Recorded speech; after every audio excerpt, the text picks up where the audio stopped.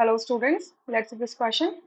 The question says for the reversible reaction N2 gas plus 3H2 gas giving you 2NH3 gas plus heat, the equilibrium shifts in the forward direction. चार option दे रखे हैं, ये आपको reaction दिया हुआ है, ठीक है। इस रिएक्शन में आप एक चीज नोटिस करोगे कि प्रोडक्ट साइड में हीट लिखी हुई है, यानी कि ये जो रिएक्शन है ये कैसा है, एक्सोथर्मिक रिएक्शन है। मतलब प्रोडक्ट के साथ में हीट रिलीज हो रही है, यानी कि एक्सोथर्मिक रिएक्शन है, it is heat. Exothermic reactions वो रिएक्शंस होते हैं जिनमें हीट रिलीज होती है, ठीक है। तो कह रहे हैं the equilibrium shifts in the forward direction. ये जो इक्विलिब्रियम है फॉरवर्ड डायरेक्शन में शिफ्ट होगा। इक्विलिब्रियम फॉरवर्ड डायरेक्शन में शिफ्ट होने का मतलब क्या है, मोर प्रोडक्ट फॉर्मेशन होगी। कब? By increasing the concentration of ammonia.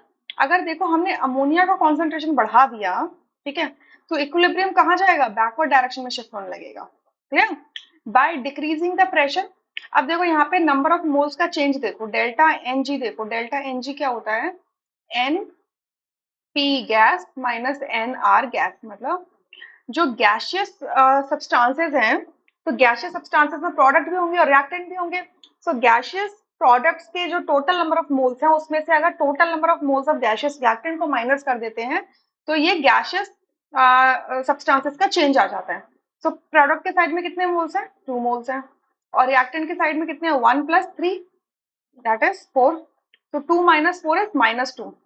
सो जब भी डेल्टा एन जी नेगेटिव आता है या कहें कि लेस देन 0 आता है, तो उस केस में अगर मैं प्रेशर इंक्रीज कर देती हूँ तो इक्विलिब्रियम कहाँ होता है, फॉरवर्ड डायरेक्शन में होता है, ठीक है, फॉरवर्ड डायरेक्शन में।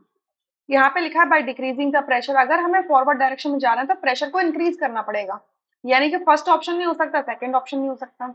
थर्ड में लिखा है bye decreasing the concentration of N2 gas and H2 gas. अब देखो अगर आप रिएक्टेंट की कॉन्सेंट्रेशन डिक्रीज कर दोगे, इसका मतलब प्रोडक्ट कॉन्सेंट्रेशन ज्यादा है, तो उस केस में भी रिएक्शन कहाँ जाएगा, बैकवर्ड डायरेक्शन में जाएगा, ठीक है। तो थर्ड ऑप्शन भी नहीं हो सकता।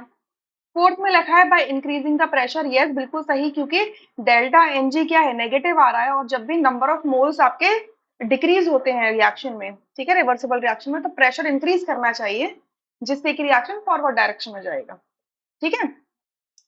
अच्छा, और दूसरा लिखा है by decreasing temperature. Yes, obviously जब एक्सोथर्मिक रिएक्शन है, जब हीट रिलीज हो रही है, तो आपको टेम्परेचर सिस्टम का कम कर देना चाहिए, क्योंकि ऑलरेडी सिस्टम हीट प्रोड्यूस कर रहा है। तो फॉरवर्ड डायरेक्शन में ले जाने के लिए एक्सोथर्मिक रिएक्शंस के लिए decreasing temperature is a favourable condition.